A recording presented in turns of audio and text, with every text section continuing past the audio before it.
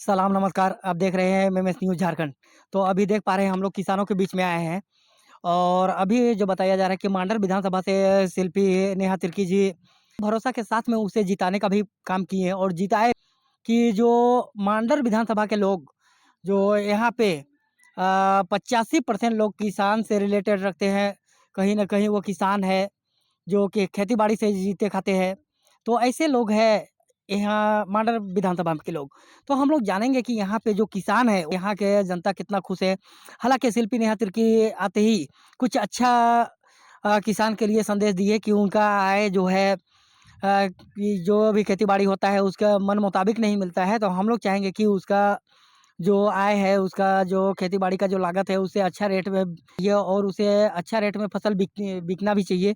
ये आश्वासन भी दिए हैं। तो किसान से हम लोग जानेंगे कि दादा आपका क्या नाम हुआ? मेरा नाम उदय उरांव है। कि आप खेती-बाड़ी लगाते हैं, तो आप लोगों को कभी-कभी ऐसा होता है कि अच्छा रेट नहीं मिल पाता है, तो क्या बोलिएगा इसके लिए? इसके लिए हम कृषि मंत्री से यही कहना चाहेंगे कि हम लोग को किसानों को अच्छा रेट में बिकना चाहिए और जितना भी माने सरकार तरफ से जो मिलती है, वो हम लोग को निःशुल्क मिलना चाहिए। किसान का ही जो फसल होता है या किसान जो सब्ज़ी उगाते हैं, उसी का सही रेट क्यों नहीं मिल पाता है? देखिए, इसपे तो यही कहना है कि हमारे जो कृषि मंत्री होंगे, है ना? उनका हम लोग के ऊपर किसानों के ऊपर ज़्यादा ध्यान दें कि हम लोग को अच्छा खासा रेट मिले और अच्छा जैसे खाद बीज जो भी हुआ, इसके लिए हम लोग को कम रेट में उचित मूल्य पे हम लोग को मिले। अच्छा, पी नेहा तिर्की जी जो मंत्री बनते ही एक अच्छा कदम ये उठाए हैं कि जो भी किसान का फसल जो है कि अच्छा रेट में नहीं बिकता है, उसे वो आश्वासन दिए हैं कि एक किसान का जो है कि फसल अच्छा रेट में बिकेगा, इसके लिए भी विचार बनाया जाएगा। और जो है कि जो भी किसान तो क्या लगता है उसका किसान मित्र बनने से किसान ये है कि जिस तरह से किसान का जो है कि सब्ज़ी मंडी में अच्छा से बिक नहीं पाता है, तो इसके लिए क्या बोलिएगा? जी, अच्छा से बिकना चाहिए और अच्छा से होना चाहिए।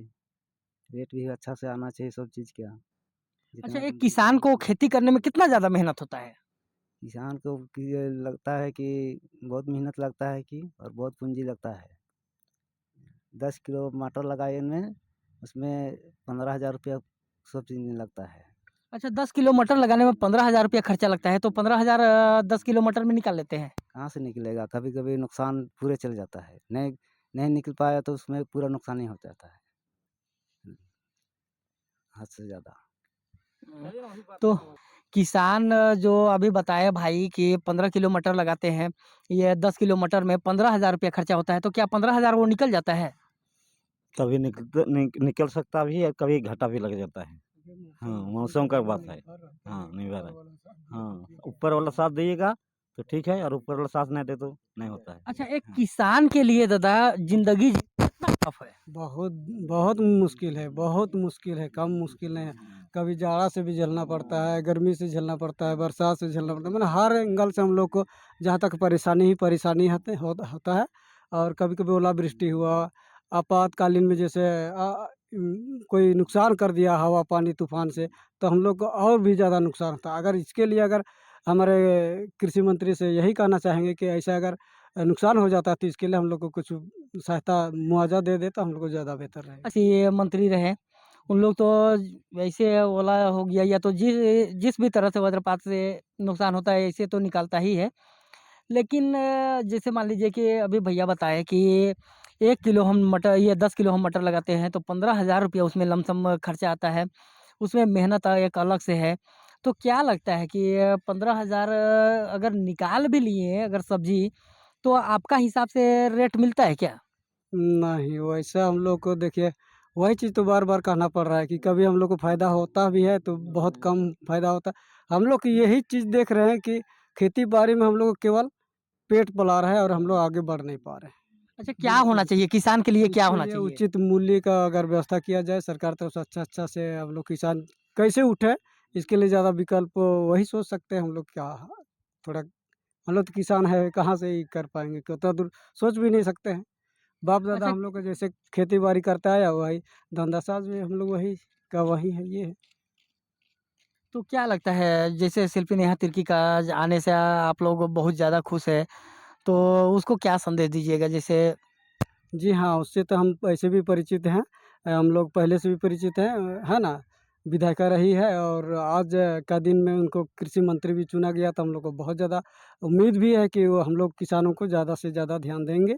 और पिछले बार जैसे 2001 में हम लोग का ओलावृष्टि से जो नुकसान हुआ था खेती में, उसको इस बार 2024 में हम लोग को माने शिल्पी नेहा तिर्की के प्रयास से हम लोग को कुछ मुआवजा मिला, जिससे हम उसको बहुत-बहुत धन्यवाद देना चाहेंगे। थोड़ा बहुत हम लोग को तो राहत मिला, जिसके चलते हम लोग उसको ज़्यादा से ज़्यादा खुश है कि कृषि मंत्री बनी, हम लोग के लिए बहुत अच्छा है, ऐसा अनुभव करते हैं।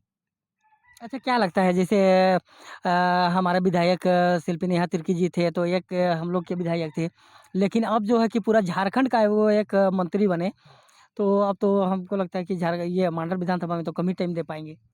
अब देखते हैं कहाँ तक हम लोग का बात तो सुन पा रही हैं और आपके चैनल के माध्यम से ज़्यादा कहेंगे कि मटर प्रखंड में जैसा उनका योगदान रहा, पूरे सारे तरफ से देखें, है ना? यही कहेंगे और एक बात यही है कि पिछले बार जो 50,000 का माफ़ी जो हुआ था ना सर, तो उनको तो एक ही बार में माफ़ कर दिया था। इस बार 1 लाख का तक माफ़ी करेंगे बोला और उसमें बहुत कम मात्रा में माफ़ी कर रहे हैं।